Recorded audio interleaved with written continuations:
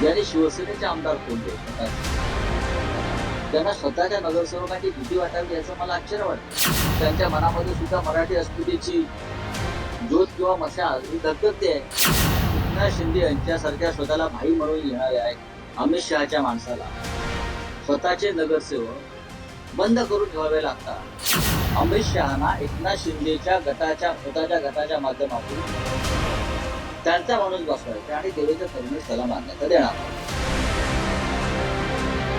संजय राऊतांनी सकाळी सकाळी त्यांच्या खास शैलीत आरोपांचे क्षेपणास्त्र टाकले. त्यामुळे महायुतीच्या गोटात चांगलीच दाणादाण उडाली.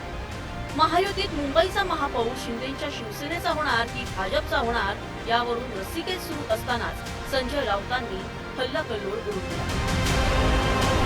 शिंदेच्या शिवसेनेचे नगरसेवक हे मूळचे शिवसैनिकच आहेत. तुम्ही किती काळ नगरसेवकांना कोंडून ठेवणार असा प्रश्न राऊतांनी उपस्थित केला.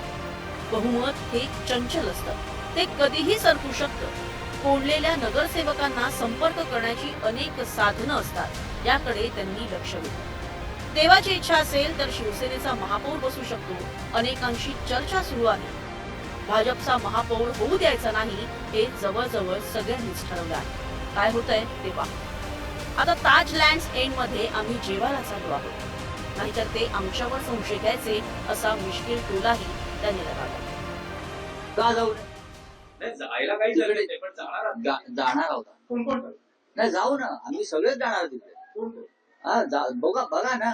त्याच्यावर उगाच आमचा संशय घेतला जाईल काही. मला कालच जायचं होतं, म्हटलं अरे बापरे इथे तर कैदखाना केला, एरवडा जेल केली आहे.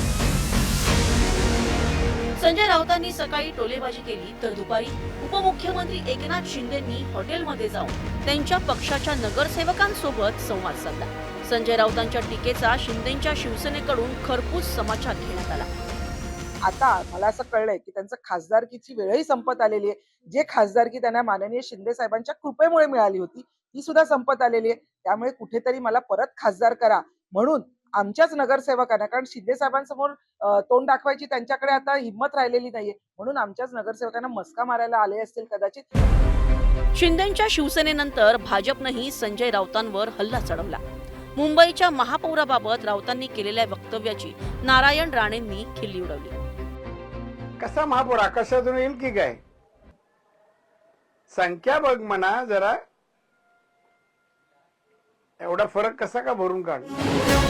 मुंबईचा महापौर त्यांच्या पदावर विराजमान होईपर्यंत सत्ताधारी आणि विरोधकांमध्ये शाब्दिक हल्ले सुरूच राहणार असल्याचं या सर्व घडामोडींवरून स्पष्ट होत आहे. संतोष गोरे, न्यूज 18 मराठी, मुंबई.